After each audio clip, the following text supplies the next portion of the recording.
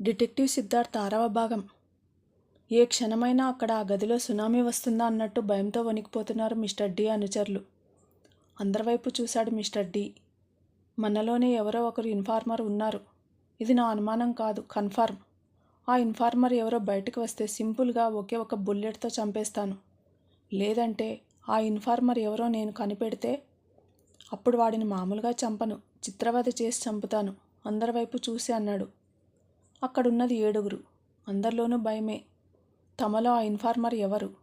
అందులో 6 మాత్రమే mister D మనుషులు. మరి 7వాడు ఎవడు? చెప్పండి, మర్యాదగా వాడెవడో బయటికి రావాలి, మిస్టర్ డి హెచ్చరిస్తున్నట్టుగా అన్నాడు. తనకు పక్కా సమాచారం వచ్చింది. తన యాక్టివిటీస్ బయటకు తెలుస్తున్నాయి. ముఖ్యంగా సిద్ధార్థ హైదరాబాద్ రావడానికి ఆ ఇన్ఫార్మర్ కారణమైన వాట్సాప్ మెసేజ్ కూడా వచ్చింది. తనను మోసం చేసిన వాడిని వదిలిపెట్టకూడదు. ఆ ఇన్ఫార్మర్కు తాను వేసే శిక్ష చూసి మిగతా వాళ్ళు భయపడిపోవాలి. అదే సమయంలో డేవిడ్ ఇంటి ముందు జేమ్స్ పూలకుండి కింద ఉన్న కీస్ తీసుకున్నాడు. జేమ్స్ వెన్నులో వణుకు. కీస్ ఎక్కడున్నాయో డేవిడ్ చూపించాడు. కాదు, డేవిడ్ ఆత్మ చూపించింది. ఇదేలా సాధ్యం? తను ఇంత టెన్షన్ పడుతుంటే డిటెక్టివ్ సిద్ధార్థ మాత్రం కూల్గా ఉన్నాడు. జేమ్స్ కీస్ సిద్ధార్థకి ఇచ్చాడు. సిద్ధార్థ కీస్ వంక చూసి లాక్ ఓపెన్ చేశాడు. ఇల్లు దుమ్ము కొట్టుకుపోయింది. ఒక్కసారిగా జేమ్స్లో భయం, బాధ తన్నుకు వచ్చాయి. ఈ ఇంటికి తాను ఎన్నోసార్లు వచ్చాడు. ఇక్కడే సోఫాలో కూర్చొని డేవిడ్తో కబుర్లు చెప్పాడు. అదే డేవిడ్ ఇప్పుడు చనిపోయాక కనిపిస్తే భయపడిపోతున్నాడు. ఎంత ప్రేమ ఉన్నా చనిపోయిన వాళ్ళు కనిపిస్తే ప్రేమ స్థానంలో భయం చోటు చేసుకుంటుందా? సుగాత్రి సిద్ధార్థ ఫోన్ కోసం ఎదురుచూస్తుంది. పోలీసులు మఫ్టీలో మిస్టర్ డి ఇంటి ముందు ఉన్నారు. వాళ్ళంతా ప్రత్యేకంగా తర్ఫీదు పొందిన వాళ్ళు. మిస్టర్ డి ఆపరేషన్ను ప్రారంభించింది సిద్ధార్థే. ఈ మిషన్లో సిద్ధార్థకు సహకరించాలని తనకు ముందే సమాచారం వచ్చింది.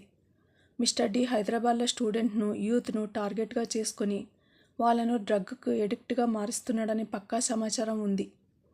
హైదరాబాద్లో ఎంతో ఇష్టంగా తినే పానీపూరిలో డ్రగ్స్, ఐస్ క్రీంలో కూడా డ్రగ్స్ను మిక్స్ చేసే తెలివితేటల క్రిమినల్స్ పెరిగిపోయారు.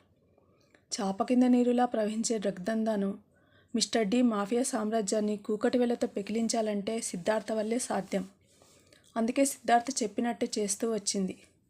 ఇప్పుడు కూడా ఆ పనిలోనే ఉంది. మిస్టర్ డికు కుడిభుజం, కరుడుగట్టిన నేరస్తుడు కరీంకు సిద్ధార్థ స్పాట్ పెట్టాడు. మిస్టర్ డి తన చేతి వాచి వంక చూసుకున్నాడు. సెకండ్ ముళ్ళు తిరుగుతూనే ఉంది. అతను ఇంత కోపంగా ఎప్పుడూ లేడు. తన దగ్గర నమ్మకంగా పనిచేసే వాళ్ళలో సిద్ధార్థ ఇన్ఫార్మర్ ఉన్నాడని రూఢీగా తెలిసింది. తనకు నమ్మక ద్రోహం చేసిన వాడిని వదిలిపెట్టకూడదు అనుకున్నాడు. అదే సమయంలో కరీం కూడా అలానే అనుకున్నాడు. మిస్టర్ డికి నమ్మక ద్రోహం చేసిన వాళ్ళలో ఈ 6 ఎవరు? నేలంతా దుమ్ము కొట్టుకుపోయింది. లోపలికి అడుగు పెట్టి అన్నాడు కాస్త భయపడుతూనే జేమ్స్. మనకు డేవిడ్ సీక్రెట్గా దాచిపెట్టిన సాక్ష్యం కావాలి. అది ఒక పెన్ డ్రైవ్లో ఉన్నట్టు సమాచారం అన్నాడు సిద్ధార్థ. ఆ పెన్ డ్రైవ్ ఎక్కడుందో ఎలా కనిపెట్టడం జేమ్స్ అన్నాడు. డిటెక్టివ్ సిద్ధార్థ జేమ్స్ వైపు చూసి చెప్పాడు. చనిపోయిన మీ ఫ్రెండ్ డేవిడ్ని అడుగు. జేమ్స్ ఉలిక్కి పడ్డాడు. డేవిడ్ను తను అడగడమే? సిద్ధార్థ జోక్ చేస్తున్నాడా? అడుగు భయ్యా, నువ్వు అడిగితే తప్పకుండా చెప్తాడు, నింపాదిగా చిరునవ్వుతో అన్నాడు సిద్ధార్థ. జేమ్స్ కళ్ళు మూసుకున్నాడు. అడుగుతున్నావా? అడుగు అన్నాడు డిటెక్టివ్ సిద్ధార్థ. మనసులోనే డేవిడ్ను అడిగిన ఫీలింగ్ వచ్చింది. కళ్ళు తెరిచి చూసి షాక్ అయ్యాడు. డేవిడ్ నడుస్తున్నాడు. అతని అడుగుజాడలు దుమ్ము మీద ముద్రలుగా పడుతున్నాయి. ఒక్క క్షణం నమ్మశక్యం కానట్టు నేలవైపు చూశాడు. దుమ్ములో డేవిడ్ పాదం స్పష్టంగా కనిపిస్తుంది. ఒక పాదం ముందుకు కదిలి మరో పాదం. జేమ్స్ ఒళ్ళు మరోసారి గగురు పొడిచింది. తనకి ఎందుకు ఇలా జరుగుతుంది? సిద్ధార్థ్ ఎంత కామ్గా ఉన్నాడు. అతనికి డేవిడ్ ఆత్మ మీద నమ్మకం ఉందా? అలా ఆలోచిస్తూ ఉండగానే డేవిడ్ పాదాల ముద్రలు డేవిడ్ బెడ్రూమ్ వరకు వెళ్ళాయి. బెడ్రూమ్ తలుపు వేసి ఉంది.